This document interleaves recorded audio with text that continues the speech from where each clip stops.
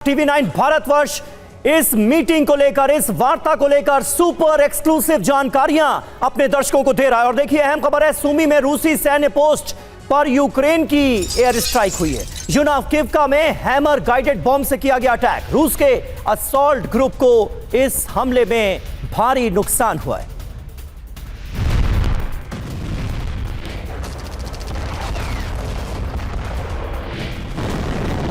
तो रूस के असॉल्ट ग्रुप को इस हमले में काफी नुकसान पहुंचा है। ये तस्वीरें आप देख रहे हैं, सूमी में यूक्रेन का ये बड़ा एयर अटैक देखने को मिला है।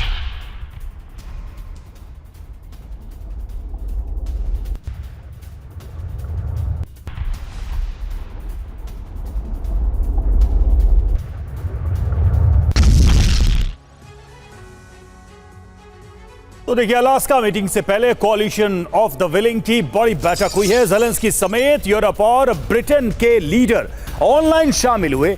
मीटिंग के बाद कोलिशन ऑफ द विलिंग की मांग युद्ध विराम के बाद ही बातचीत संभव है। तो पहली शर्त तो एक तरीके से रख दी गई है इन यूरोपीय देशों की तरफ से, नेटो मेंबर्स जो कि कोलिशन ऑफ द विलिंग का हिस्सा हैं, कि पहले युद्ध विराम हो, फिर इस पर कोई बातचीत हम करेंगे। तो अलास्का से पहले कोलिशन ऑफ द विलिंग का प्लान तैयार है। क्या है प्लान, जरा उसको भी हम समझने की कोशिश करते हैं।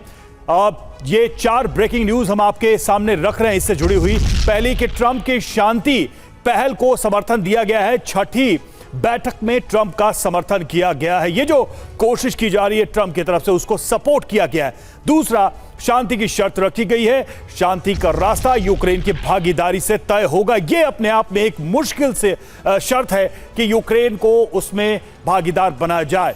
और वार्ता युद्ध विराम के बाद ही संभव है, क्योंकि युद्ध विराम नहीं हो तो वार्ता भी नहीं हो सकती। तीसरा यह है कि तीसरी खबर जो हम आपको बता रहे हैं, ड्रोन उत्पादन और हथियारों की खरीद, जिसमें ज़ेलेंस्की ने ड्रोन निर्माण के लिए मदद मांगी है इन सभी देशों से, और अमेरिकी हथियार खरीदने का आग्रह भी किया गया है ज़ेलेंस्की की तरफ से। तो एक के बाद एक, ये देखिए, इस मीटिंग से जुड़ी खबरें हमने आपको बताई, और ये चौथी ब्रेकिंग इंटरनेशनल सहयोग पर सहमति बनी है। यूक्रेन, यूरोप और अमेरिका के बीच सहयोग बढ़े, ये कोलिशन ऑफ द विलिंग की इस बैठक में विचार रखे गए हैं, तय किया गया है। तो कोलिशन ऑफ द विलिंग है क्या, इसको भी आप समझिए कि इसको बनाया क्यों गया है ऐसे समय में जब नाटो को लेकर पहले से ही इतने सारे सवाल रूस के रहे हैं। तो कोलिशन ऑफ विलिंग क्या है, जल्दी से ये समझिए।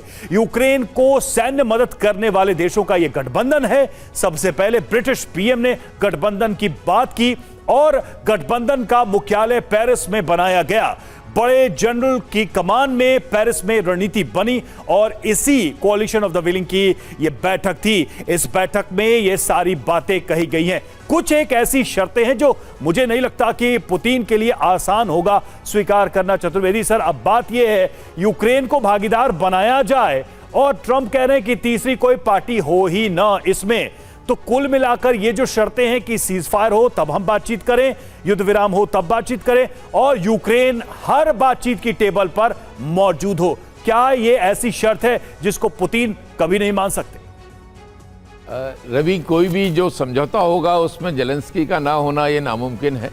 ज़ेलेंस्की को उसका हिस्सा बनना पड़ेगा अल्टीमेटली। आज की जो मैं बैठक समझता हूँ, ये पुतिन का जो माइंड है, उनके विचार हैं, उनकी क्या शर्तें हैं, उनके बारे में पता करेंगे, और उसके बाद उनसे उनको जो डिमांड्स हैं उस पर थोड़ा नीचे लाने की कोशिश करेंगे, जिससे कि कोई एक बीच का रास्ता मिल जाए। जब बीच का रास्ता मिल जाएगा तब जरूर ज़ेलेंस्की को बुलाया जाएगा, और ये तीनों देश एक साथ मिलकर तब कहीं कोई किसी प्रकार का समझौता हो सकता है। नहीं, मेरा सर सवाल इसलिए था कि ज़ेलेंस्की की सक्रिय भूमिका रहेगी या सिर्फ हस्ताक्षर करने के लिए बुलाया जाएगा? क्योंकि अगर उनको अधिकार देकर टेबल पे बुलाया जाएगा तो कहां बातचीत आगे बढ़ेगी? ये बहुत महत्वपूर्ण प्रश्न आपने रेज किया है। ज़ेलेंस्की की इस वक्त कोई ज्यादा नहीं रहेगी, लेकिन साइन करने के लिए जरूर उनके ऊपर भी प्रेशर डाला जाएगा कि जो रशिया चाहता है उसको वो माने। इस वक्त ज़ेलेंस्की थोड़े मजबूत हैं क्योंकि यूरोपियन यूनियन उनके साथ है, उनकी जो जनता है वो भी काफ़ी जेलेंस्की के साथ है। लेकिन एक ये रिजीम चेंज का जो एक मसला आपने उठाया है, वो शायद पॉसिबिलिटी हो इस समझौते के बाद, शायद जेलेंस्की को कहा जाए कि अब आप इलेक्शन कराइए और एक दूसरा लीडर वहाँ पे नियुक्त किया जाए। ये सब चीज़ें पॉसिबिलिटी हैं, लेकिन जेलेंस्की के ऊपर प्रभाव डाला जा सकता है, प्रेशर डाला जा सकता है, लेकिन उनको इग्नोर नहीं किया जा सकता। उनके बिना कोई समझौता शायद पॉसिबल नहीं होगा।